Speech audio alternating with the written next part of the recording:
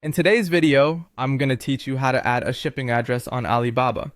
Whether you're new to Alibaba or simply looking to streamline your purchasing process, this guide will help you ensure your products get to the right destination smoothly. Let's get started.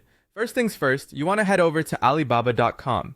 It's the hub for connecting with suppliers and manufacturers, so understanding its navigation is crucial. Start by opening your browser and typing in Alibaba.com. Hit enter and you'll be taken to the main page. Once you're there, make sure you are logged into your account. If not, go ahead and sign in with your credentials. Next, you'll want to move to your shopping cart. To locate your cart, look for the cart icon on the upper right corner of the home page. Click on it, and you'll be taken to a page that shows all the items you've added for purchase consideration.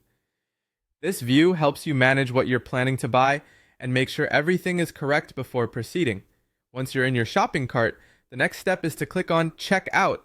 This stands out as the action button typically located near the bottom of the page or alongside your list of products. By selecting Checkout, you're indicating that you're ready to purchase these products and move on to the payment and shipping details. After clicking Checkout, the next option you will see is Change. This option allows you to modify your shipping details.